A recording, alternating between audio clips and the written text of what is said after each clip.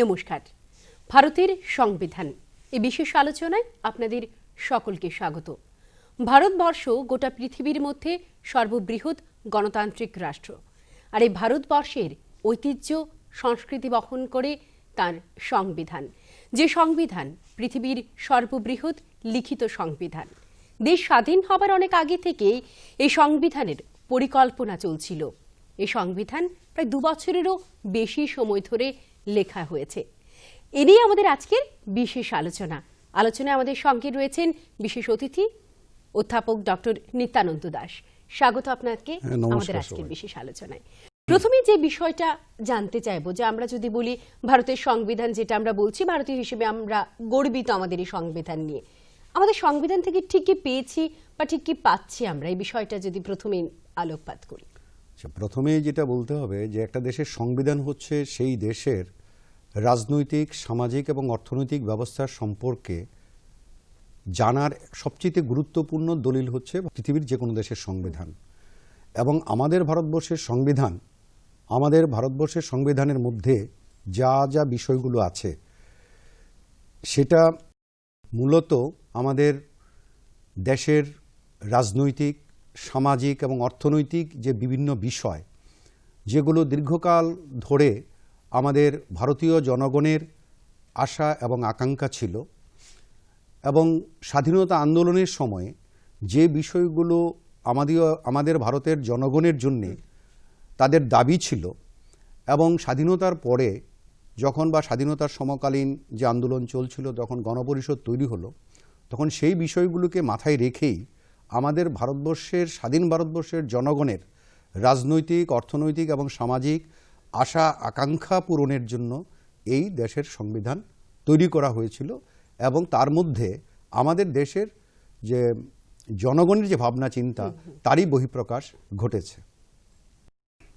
আরো একটা বিষয় যদি বলি, যে সংবিধান মানে আপনি যে বিষয়গুলি বললেন, যে একটা জাতি বা একটা দেশ তার আমরা প্রত্যেক দিনের মৌলিক অধিকার যদি বলি, এবং বিভিন্ন বিষয় নিয়ে সেখানে লিখিত আকারে লেখা থাকে, তার স্তম্ভগুলি নিয়ে যদি আমরা একটু আলোচনা করি। প্রথমত হচ্ছে যে একটা দেশের সংবিধান এর মতোই আমাদের ভারতবর্ষের সংবিধানের যে প্রধান যে জায়গাগুলো যেগুলো থাকে, সেটা হচ্ছে সংবিধানের লক্ষ্য কি, তার উদ্দেশ্য কি, এবং রাজনৈতিক ব্যবস্থা কেমন হবে, জনগণের সঙ্গে সরকারের যে সম্পর্ক সেটা কেমন হবে, এবং জনগণ সরকারের কাছ থেকে, রাষ্ট্রের কাছ থেকে কি কি আশা করবেন, এবং রাষ্ট্র তথা সরকার জনগণকে কতটা কি দিতে পারবেন, এই যে বিষয়গুলো, এই বিষয়গুলো মূলত সংবিধানের যে বিভিন্ন বিষয় থাকে সেখানে লিপিবদ্ধ থাকে।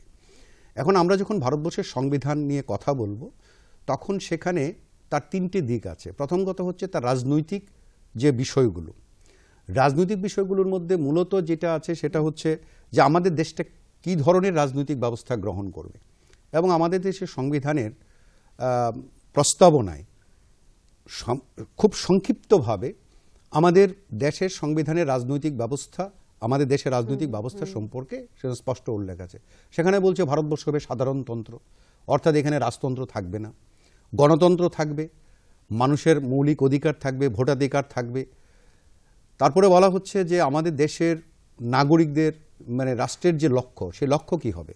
সেখানে বলছে জাস্টিস, সামাজিক, অর্থনৈতিক এবং রাজনৈতিক ক্ষেত্রে ন্যায় বিচার প্রতিষ্ঠিত হবে, মানুষের স্বাধীনতা থাকবে, বাক স্বাধীনতা, কথা বলার স্বাধীনতা, ধর্মীয় স্বাধীনতা, অন্যান্য ধরনের স্বাধীনতার কথা বলা হচ্ছে। আমাদের সকলের সমান মর্যাদা, সমান সুযোগ সুবিধার কথা বলা হয়েছে, এবং যেগুলো পরবর্তী স্তরে আমাদের সংবিধানের বিভিন্ন অধ্যায়ে এই বিষয়গুলো নিয়ে আরও বিস্তৃত করে আলোচনা করা আছে। সুতরাং এটা একটা দিক। দ্বিতীয় দিক হচ্ছে যে আমাদের রাজনৈতিক ব্যবস্থার সরকারের প্রধান 3টে স্তম্ভ। একটা হচ্ছে শাসন বিভাগ, একটা হচ্ছে আইন বিভাগ, এবং আরেকটা হচ্ছে বিচার বিভাগ। এবং এটা দুটো ক্ষেত্রেই চলে, কারণ আমাদের ভারতবর্ষে যুক্তরাষ্ট্রীয় কাঠামোটা গ্রহণ করা হয়েছে। রাষ্ট্র কাঠামোটা হচ্ছে যুক্তরাষ্ট্র। এখানে একটা কেন্দ্রীয় সরকার বা জাতীয় সরকার আছে, কতগুলো কেন্দ্রশাসিত অঞ্চল আছে, আমাদের 19টার মতো অঙ্গরাজ্য আছে। এই সবগুলো মিলেই আমাদের এই যুক্তরাষ্ট্রের ব্যবস্থা তৈরি হয়েছে। এবং আমরা পার্লামেন্টারি ডেমোক্রেসিকে নিয়েছি, সংসদ নির্বাচিত হবে জনগণের ভোটে, এবং এটা যেমন কেন্দ্রীয় স্তরে হচ্ছে, জাতীয় স্তরে হচ্ছে, তেমনি রাজ্য স্তরেও কিন্তু একই ধরনের মানে ব্যবস্থাপনা তৈরি হয়েছে। সেখানে রাজ্যের আইনসভা আছে, সেখানে রাজ্যের শাসন বিভাগ আছে, সেখানে রাজ্যে হাইকোর্ট বিচার বিভাগ আছে, অধস্তন আদালত সমূহ আছে। এর বাইরে যে আরেকটা গুরুত্বপূর্ণ দিক যেটা, সেটা হচ্ছে মানুষের আশা আকাঙ্ক্ষা কিভাবে আমাদের সংবিধানের মধ্যে প্রতিফলিত হবে। তো সেই ক্ষেত্রে আমাদের সংবিধানের 3য় অধ্যায়ে মৌলিক অধিকার আছে, 4র্থ অধ্যায়ে আমাদের রাষ্ট্র পরিচালনার নির্দেশমূলক নীতি আছে, এবং আরও বিভিন্ন ধারায় সমাজের বিভিন্ন অংশের মানুষের জন্য আলাদা আলাদা ব্যবস্থাপনা সংবিধানে বিধৃত আছে। তফসিলি জাতি, উপজাতি, সংখ্যালঘু, সমাজের বিভিন্ন অংশের মানুষ, তাদের জন্য কি কি ব্যবস্থা, কি কি সুযোগ সুবিধা থাকবে বা কি কি সুযোগ সুবিধা রাষ্ট্র গ্রহণ করবে, সেই বিষয় নিয়েও নির্দেশিকা আমাদের সংবিধানে অন্তর্ভুক্ত করা আছে। আজকে যখন আমরা সংবিধানকে নিয়ে গর্ব করি, এই সংবিধানের পথ চলা বা তার যে দীর্ঘ লেখনী, তা একেবারেই মসৃণ পথ ছিল না। আপনি যেটা কিছুক্ষণ আগেই বলছিলেন যে রাজতন্ত্র থাকবে না, তখনকার সময় রাজাদের নিয়ে বিশেষ বৈঠকও ডাকা হয়েছিল। একটু যদি ইতিহাসের পাতায় চোখ রাখি আমরা। হ্যাঁ, আমাদের সংবিধান গৃহীত হয়েছে গণপরিষদ কর্তৃক 1949 সালে 26শে নভেম্বর, এবং সেই দিনটাকে ভারতবর্ষের সংবিধান দিবস হিসেবে পালন করা হচ্ছে। কিন্তু 1949 সালের আগে থেকেই আমাদের ভারতবর্ষের সংবিধান তৈরির যে প্রক্রিয়া বা সংবিধান স্বাধীন ভারতের জন্য একটা গণপরিষদ তৈরি করা, তার যে দাবি, এটা বহু পুরনো দাবি এবং দীর্ঘ দিন ধরে এই দাবি চলেছিল। তা আমাদের ভারতবর্ষের স্বাধীন ভারতবর্ষের আগের দুটো পার্টে আমাদের দেশের যে অবস্থা ছিল, একটা ছিল কোম্পানির শাসন এবং আরেকটা ছিল ব্রিটিশদের সরাসরি শাসন। কোম্পানির শাসন সপ্তদশ শতাব্দী থেকে মূলত 1857 সালের মহাবিদ্রোহ, যেটাকে আমরা বলি সিপাহী মেটনি বা কেউ সিপাহী বিদ্রোহ বলে থাকেন, এই যে সময়টা, এই সময়টা পর্যন্ত আমাদের ভারতবর্ষের একটা বিস্তীর্ণ অঞ্চলে ছিল কোম্পানির শাসন, আর অন্যান্য অঞ্চলে ছিল রাজন্য শাসিত বা আলাদা আলাদা স্বাধীন কতগুলো রাজ্য ছিল, এবং সেই সংখ্যাটা প্রচুর। এবং 1857 সালের মহাবিদ্রোহের পরে 1858 সালে ইন্ডিয়ান কাউন্সিল অ্যাক্ট প্রথম তৈরি হয়। হ্যাঁ, 1858 সালে, এবং সেই আইনে ব্রিটিশ পার্লামেন্টে আইন তৈরি হয়ে সেই আইনে বলা হলো যে এখন থেকে আর কোম্পানির শাসন থাকবে না আমাদের দেশে, সরাসরি ব্রিটিশরা আমাদের দেশকে শাসন করবে, এবং তারা এখানে তাদের পার্লামেন্টের মাধ্যমে আমাদের দেশের জন্য আইন তৈরি করবে, আমাদের প্রশাসনিক কাঠামো ওরা ঠিক করবে। এরকমভাবে এইটা প্রথম শুরু হলো যে সরাসরি ব্রিটিশ শাসন 1858 সাল থেকে। এরপরে আরও অনেক প্রক্রিয়া শুরু হয়েছে এই 19বিংশ শতাব্দীতে, এবং প্রথম বিশ্বযুদ্ধ চলাকালীন সময়ে 3টে ইম্পর্টেন্ট পয়েন্ট আমাদের এই সংবিধান যে প্রক্রিয়া প্রণয়নের, যে তাহলে ব্রিটিশ শাসনের সময় আমাদের দেশটা কীভাবে চলতো। ব্রিটিশ পার্লামেন্ট আইন অবশ্যই চলতো, তার মধ্যে 1919 প্রথম বিশ্বযুদ্ধের পরে the government of India act 1919, the government of India act 1935, the government of India act Indian independence act 1947। এর মধ্যে দুটো 1919 এবং 1935 সালে আমাদের ভারতবর্ষে তখন স্বাধীনতা আন্দোলনের যে পর্যায়ে চলছিল, তাতে ওরা খুব চাপে পড়ে যায়। প্রথম বিশ্বযুদ্ধে ওরা চাপে পড়ে ব্রিটিশরা, ফলে 1919 সালে এবং 1919 সালে তারা ভারতবর্ষে একটা যুক্তরাষ্ট্রীয় কাঠামো, একটা শাসন ব্যবস্থা, লেজিসলেচার ইত্যাদি তৈরি করার জন্য তারা একটা শাসনতান্ত্রিক কতগুলো নিয়ম কানুন তারা তৈরি করে, যদিও সেটা খুব বেশি দিন বাস্তবায়িত হয়নি। 1935 সালে আরেকটা আইন তৈরি করে, যেটা গভর্নমেন্ট অফ ইন্ডিয়া অ্যাক্ট 1935, যেটাকে আমাদের বলা হয় ভারতের সংবিধান পরবর্তী সময়ে যে তৈরি হয়েছিল তার মূল একটা বিরাট অংশ 1935 সালে ভারত শাসন আইন থেকে নেওয়া হয়েছিল। এবং আপনার কথাটার সঙ্গে যদি একটু সংযোজন করি, সেই 1935 সালে ব্রিটিশরা, যেটা আপনি বলছিলেন চাপে পড়ে, তার আগে 1919-এর ক্ষেত্রে যদি আমরা বলি যে সেদিকে ভারতকে তার দায়িত্বভার গ্রহণ করার জন্য দায়িত্ব দেওয়া হবে, সেরকম বিষয়ে বোধহয় আলোচনা হচ্ছিল না। এটা যেটা বলা হয়েছিল যে হ্যাঁ, আমরা মূল যে শাসন ক্ষমতাটা ব্রিটিশদের নির্বাচিত প্রতিনিধি ভাইসরয়, তারপরে তাদের যে প্রধান যিনি ছিলেন, দেশের রাষ্ট্র ক্ষমতা থাকবে গভর্নর জেনারেল হাতে। ওরা 35 অ্যাক্টে গভর্নর জেনারেল এসে গেল, আর রাজ্যগুলোতে গভর্নর থাকবে। এই গভর্নর জেনারেল এবং গভর্নররা তারা সরাসরি গভর্নর জেনারেল নিযুক্ত হবেন ব্রিটিশ রাজশক্তির দ্বারা, আর গভর্নর জেনারেল রাজ্যগুলির যে গভর্নর আছে তাদেরকে নিয়োগ করবেন। আসলে মূল কথা যেটা, সেটা হচ্ছে টোটাল প্রশাসনিক ক্ষমতাটা পরোক্ষভাবে, প্রত্যক্ষভাবে এবং পরোক্ষভাবে ব্রিটিশদের হাতে ছিল। কিন্তু যেহেতু ভারতবর্ষে তখন দুটো আন্দোলন হয়ে গেছে, অহিংস আন্দোলন, যেটাকে আমরা বলি নন কোঅপারেশন মুভমেন্ট, তারপরে আইন অমান্য 1930 থেকে 34। তো ফলে ওরা দেখলো যে না, মানুষকে কিছু দিতে হবে। তখন তারা বললো সেন্ট্রালে আমরা একটা গভর্নমেন্ট করবো, লেজিসলেচার তৈরি হবে, রাজ্যগুলোতে প্রাদেশিক সরকার তৈরি হবে, যুক্তরাষ্ট্রীয় কাঠামো হবে, এবং কেন্দ্র রাজ্যের সম্পর্ক ওরা নির্ধারণ করলো। কিন্তু আলটিমেটলি 1935 সালে ভারত শাসন আইনকে কেন্দ্র করে ভারতবর্ষের ব্রিটিশ শাসিত 19টা প্রদেশে কতগুলো সরকারও তৈরি হয়েছিল, কিন্তু আলটিমেটলি সেই সরকারগুলো কাজ করতে পারেনি। হ্যাঁ, আমাদের যেমন অবিভক্ত বঙ্গপ্রদেশে সরকার হয়েছিল, কিন্তু সেইগুলোকে মূলত গভর্নর এবং গভর্নর জেনারেলের দ্বারা নিয়ন্ত্রণের মধ্যে থেকে তাদের কাজ করতে হয়েছে। প্রকৃত স্বাধীনতার যে স্বাদটা সেটা কিন্তু পাইনি। হ্যাঁ, সুতরাং সুযোগ করার কথা বলা হয়েছিল, কিন্তু বাস্তবিক অর্থে কোনো সুযোগই আমাদের এখানে দেয়া হয়নি। শুধু একটা প্রশাসনিক কাঠামো, একটা স্ট্রাকচার তৈরি করার চেষ্টা করেছিল ওরা ব্রিটিশ শাসিত প্রদেশগুলিতে, কিন্তু এর বাইরে যে রাজন্য শাসিত রাজ্যগুলো ছিল, যে আগে যা ছিল তাই ছিল। এই হচ্ছে মানে এর আগের প্রেক্ষাপট যেটা। এবং তারপরে 1935 সাল গেল আমাদের। এরপরে তো স্বাধীনতা আন্দোলনের তীব্রতা বাড়তে শুরু করলো, সেকেন্ড ওয়ার্ল্ড ওয়ার হলো, 1942 সালে ভারত ছাড় আন্দোলন হলো, 1946 সালে নৌবিদ্রোহ হলো। তারপরে 1946 সালে ওরা বুঝতে পারলো, এবং ইতিমধ্যে ইংল্যান্ডের রাজনৈতিক ব্যবস্থাটা পরিবর্তন হলো, ওখানে লেবার পার্টি ক্ষমতায় এলো, এবং অ্যাটলি এসে দেখলেন যে না, তাদের দুটো যুদ্ধে তাদের প্রচুর ক্ষয়ক্ষতি হয়ে গেছিল। তো তারা দেখলো যে না, ভারতবর্ষে যেইভাবে আস্তে আস্তে আন্দোলনের তীব্রতা বাড়ছে, ভারতবর্ষে আর তাদের বেশি দিন তারা ক্ষমতায় থাকতে পারবে না। তখন বললো ঠিক আছে, আমরা ক্ষমতা ট্রান্সফার করব। এবং এই ট্রান্সফার করতে গিয়ে তখন 1946 সালের সম্ভবত মার্চ মাসে ব্রিটিশ ক্যাবিনেটের 3 জন সদস্যকে নিয়ে ক্যাবিনেট মিশন বলা হয়, এটা ওরা ভারতবর্ষে পাঠায়। এবং ভারতবর্ষে এসে তারা ঘুরে টুরে দেখে, মানুষের মতামত সংগ্রহ করে, এবং বিভিন্ন তৎকালীন সময় যে রাজনৈতিক মতামত যারা দিতেন, যারা ছিলেন বিভিন্ন রাজনৈতিক দলের নেতৃত্বরা, তারা তাদের বক্তব্য রাখেন, এবং তারা একটা রিপোর্ট তৈরি করেন, এবং মে মাসে তারা একটা রিপোর্ট দেন। এবং সেই রিপোর্ট দেওয়ার পরে ইংল্যান্ড থেকে তখন বলা হলো যে আমরা স্বাধীন ভারতবর্ষকে আমরা ক্ষমতা হস্তান্তর করব, কিন্তু তার আগে স্বাধীন ভারতবর্ষের পরিচালনার জন্য যে একটা সংবিধান লাগবে, সেই সংবিধানের জন্য একটা গণপরিষদ তৈরি করতে হবে। এবং সেই গণপরিষদ তৈরির যে প্রক্রিয়া, এটা তারা শুরু করলেন। এবং 1946 সালের জুলাই মাসে নির্বাচন হলো, এবং 389 জন 389 মেম্বার্স এখানে গণপরিষদে ছিল। এর মধ্যে 292 জন ব্রিটিশ শাসিত প্রদেশ থেকে নির্বাচিত, 93 জন আমাদের প্রিন্সলি স্টেট রাজন্য শাসিত রাজ্য থেকে তারা এসছেন প্রতিনিধি হিসাবে, রাজার প্রতিনিধি হিসাবে। আর 4 জনের মধ্যে 1 জন বেলুচিস্তান থেকে, আর 3 জন হচ্ছে তৎকালীন ব্রিটিশ চিফ কমিশনারের দ্বারা কয়েকটা রাজ্য ছিল সেখান থেকে এসছে। এইভাবে তৈরি হলো। এবং এরপরে তো দীর্ঘ প্রক্রিয়া চললো, প্রায় 2 বছরের অধিক সময়। এই গণপরিষদের নেতৃত্বে ড্রাফটিং কমিটি আম্বেদকরের নেতৃত্বে তারা সংবিধান তৈরি করলেন। 1949 সালে গ্রহণ করা হলো, 1950 সালে 26শে জানুয়ারি থেকে সেটা কার্যকরী হলো। এই সংবিধানের অ্যামেন্ডমেন্ট বা সংশোধনীয় তার একটা গরিমা আমরা বলতে পারি ভারতের সংবিধানে, সেই বিষয়টা নিয়ে যদি একটু। আচ্ছা, সংবিধান সংশোধনের 3টা পদ্ধতি আছে। একটা কিছু, এটা 3টা পদ্ধতি। আর্টিকেল 368-এ 2টো পদ্ধতির কথা বলা আছে।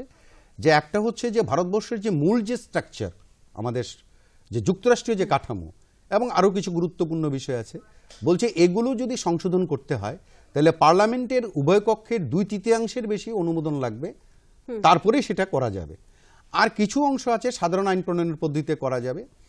আরেকটা অংশ আছে যেখানে বলা হলো যে আমাদের দেশের রাষ্ট্র কাঠামোর যে মূল চরিত্র, সংবিধানের যে মূল যে জায়গাগুলো, সেই জায়গাগুলো পরিবর্তন করতে হলে আমাদের 2/3 সংখ্যাগরিষ্ঠতার বাইরেও অঙ্গরাজ্যগুলোর অর্ধেকের বেশি অনুমোদন লাগবে। যদিও এরকম ব্যবস্থা আমাদের এখানে কখনো হয়নি, বা এই ধরনের ব্যবস্থা ছিল না, কিন্তু এটা ছিল।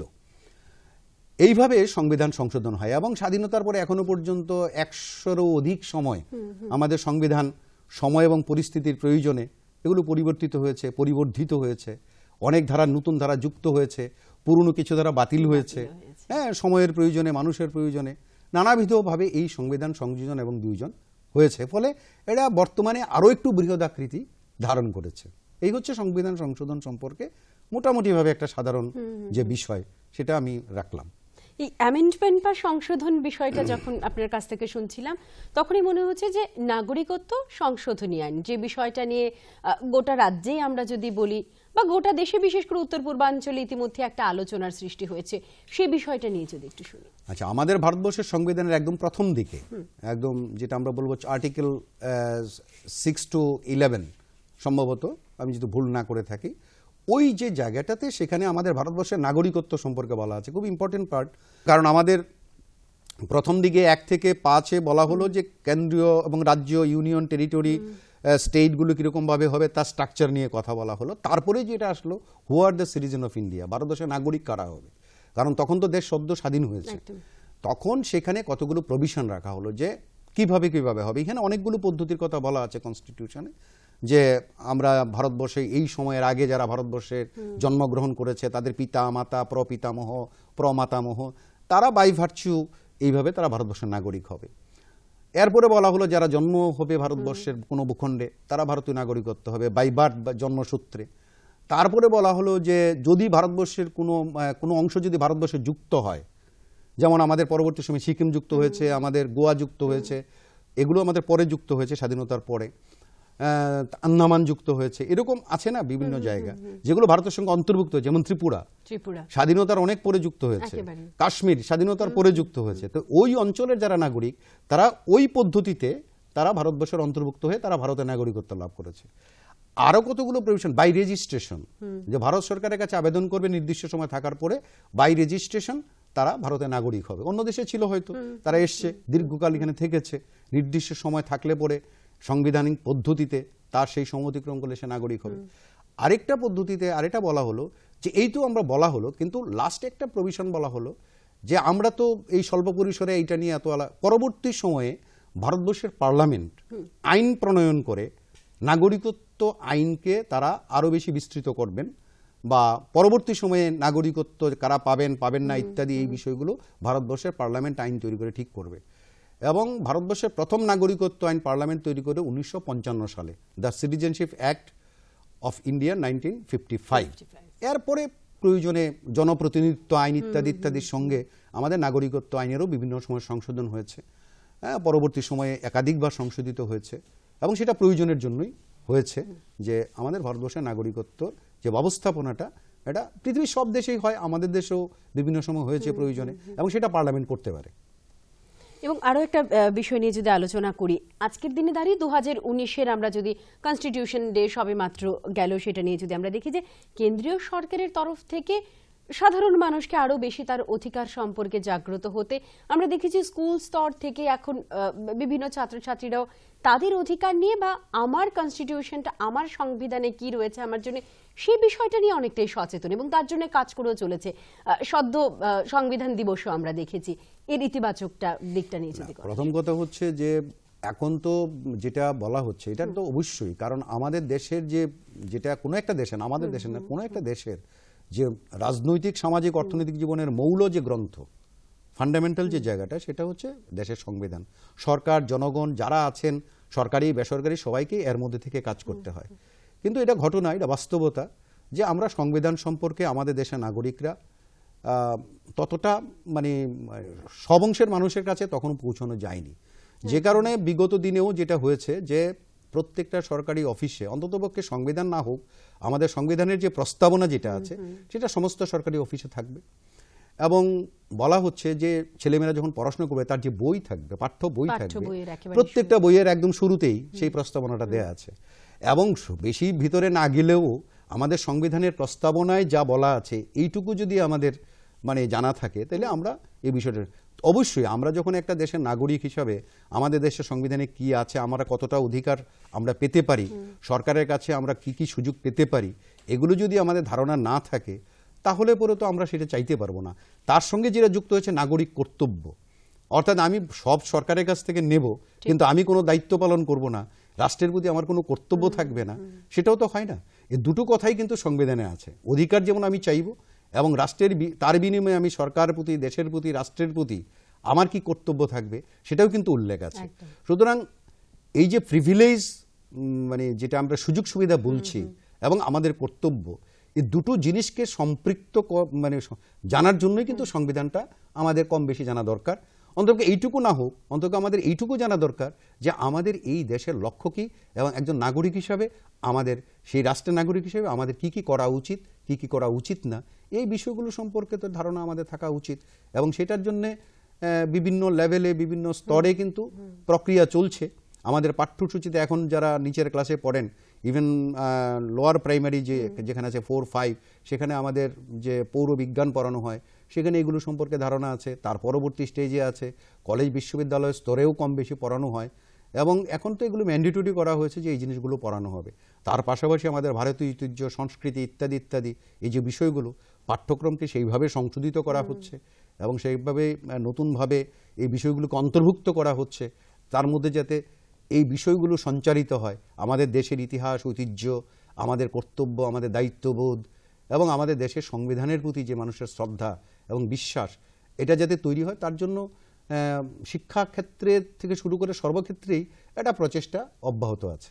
এবং সেই সংবিধান নিয়ে আমাদের একটা ধারণা থাকলে তবেই হয়তো আমরা সুনাগরিক নিজেকে বলতে পারি। অবশ্যই, আমি তো নাগরিক হিসেবে তো প্রথম কথাই হচ্ছে আমি নাগরিককে, আমার নাগরিক আমি কিভাবে, আমি দেশের সংবিধান অনুযায়ী আমি দেশের নাগরিক, বা সংবিধানে যে বিধিবিধান আছে তার জন্য যে বিধি ব্যবস্থা সংস্থা আছে, পার্লামেন্ট আছে, লোকসভা আছে, রাজ্যসভা আছে, তারা আইন তৈরি করবে, তার ভিত্তিতেও আমি ভারতীয় নাগরিক। সুতরাং নাগরিক হিসেবে আমার দেশের যে মৌল আইনকে আমি জানবো না, সেটা তো হয় না। হয়তো সবাই আমরা সেইভাবে আমরা নাও জানলেও অন্তত মৌলিক বিষয়গুলো সম্পর্কে আমাদের একটা প্রাথমিক ধারণা তো অবশ্যই থাকা উচিত, এবং এটা না থাকলে পরে দেশের প্রতি মমত্ববোধ তৈরি হবে না কখনো দিন। একদমই। এবং আমাদের যে মৌলিক অধিকারগুলো, যেটা আপনি বলছিলেন, প্রস্তাবনা থেকে, সংবিধানের প্রস্তাবনা থেকে শুরু করে সমস্ত জায়গায় সুনির্দিষ্টভাবে লেখা রয়েছে, একেবারে ছোট থেকে প্রত্যেকটা ভারতবাসীর জন্য প্রত্যেকটা স্তরে সে কি মৌলিক অধিকার পেতে পারে সে বিষয়গুলো নিয়ে লেখা রয়েছে। কখনো যদি কোনো সরকার দ্বারা বা কোনোভাবে যদি আমাদের সেই মৌলিক অধিকার ক্ষুণ্ণ হয়, তবে কি সংবিধানে সেরকম কোনো ব্যবস্থা রয়েছে যে আমি আমার হয়ে কথা বলতে পারবো? ভারতবর্ষের সংবিধানের অভিনবত্ব কিন্তু এখানেই। আমাদের ভারতবর্ষের সংবিধানে 6টা মৌলিক অধিকার আছে। এখন আঙুলে 7টা ছিল, পরে একটা বাদ গেছে, এখন 6টা। 6টার মধ্যে ষষ্ঠ যেটা, মানে 6 নম্বরে যেটা আছে, সেটাকে বলা হচ্ছে শাসনতান্ত্রিক প্রতিবিধানের অধিকার। তো প্রথম যেটা আছে আমাদের সাম্যের অধিকার, স্বাধীনতার অধিকার, ধর্মীয় স্বাধীনতার অধিকার, শিক্ষা সংস্কৃতির অধিকার, শোষণের বিরুদ্ধে প্রতিকারের অধিকার। লাস্ট যেটা আছে সেটা হচ্ছে সর্বশেষ যেটা, শাসনতান্ত্রিক প্রতিবিধানের অধিকার। এবং সেখানে বলা আছে যে সংবিধান প্রদত্ত উপরোক্ত যে 5টা মৌলিক অধিকার কথা বলা হলো, যদি কোনো সরকারি বেসরকারি প্রতিষ্ঠান বা কেউ এই 5টা মৌলিক অধিকারকে যদি খণ্ডন করে বা খর্বিত করার চেষ্টা করে, তাহলে ভারতবর্ষের প্রত্যেকটা নাগরিক যিনি মনে করছেন তার অধিকার খর্ব করা হচ্ছে, তাহলে 32 নম্বর ধারায় সুপ্রিম কোর্টে যেতে পারেন, এবং 226 নম্বর ধারায় তারা হাইকোর্টে যেতে পারেন। এবং এই প্রাবধান এখানে আমাদের করা আছে। অর্থাৎ মৌলিক অধিকারগুলিকে রক্ষার জন্য আরেকটা মৌলিক অধিকার আমাদের সংবিধানে অন্তর্ভুক্ত করা হয়েছে। পৃথিবীর অন্য দেশে এটা নেই। পৃথিবীর অন্য দেশে যেটা আছে যে মৌলিক অধিকার রক্ষার জন্য পার্লামেন্ট আইন তৈরি করে দিয়েছে, কিন্তু আমাদের মৌলিক অধিকার রক্ষার আইনটা আমাদের সংবিধানে মৌলিক অধিকার হিসেবে অন্তর্ভুক্ত করা আছে। সুতরাং যদি মৌলিক অধিকার খর্ব করা হয়, তাহলে 32 নম্বর ধারায় সুপ্রিম কোর্টে যাওয়া যায়, সেখানে অনেকগুলো প্রাবধান আছে, 5টা রিট দেওয়ার ব্যবস্থা আছে, এবং হাইকোর্টের হাতেও এই ক্ষমতা দেওয়া আছে। 226 নম্বর ধারায় হাইকোর্টের কাছে যে কোনো নাগরিক তার মৌলিক অধিকারগুলি রক্ষার জন্য আবেদন করতে পারবে। এবং সর্বশেষ যে বিষয়টা জানতে চাইবো, আমার দেশ আমার অহংকার যখন আমরা কথাটা বলি, বা আমার সংবিধান আমার গর্ব, শুরু থেকে আমরা যেটা বলছিলাম, এত কিছুর পর, অনেক লড়াইয়ের পর এই সংবিধান আমরা পেয়েছি আমাদের হাতে, এবং এত সুন্দর দেশের নাগরিক হিসেবেই আমরা নিজেকে প্রতিটা সময় আমরা গর্ববোধ করি। যেটা আপনি কিছুক্ষণ আগে বলছিলেন, নাগরিকেরও কর্তব্য রয়েছে তার দেশের প্রতি। সর্বশেষ যদি আমরা আমাদের যারা টিভির পর্দায় দেখছেন তাদের জন্য যদি বার্তা রাখি নাগরিক কর্তব্য নিয়ে। নাগরিক কর্তব্য সম্পর্কে আমাদের সংবিধানের যে বিষয়গুলোতে বলা আছে, এটা 51 ধারাতে যুক্ত করা আছে, মানে নির্দেশমূলক নীতির পরবর্তী স্তরে এটা যুক্ত করা আছে, এটা পরবর্তী সময় যুক্ত হয়েছে। সেখানে পরিষ্কার করে বলা আছে যে আমাদের ভারতবর্ষের জাতীয় পতাকা, আমাদের জাতীয় যে ঐতিহ্য আছে, জাতীয় সঙ্গীত আছে, এগুলোর প্রতি আমাদের শ্রদ্ধা প্রদর্শন করতে হবে।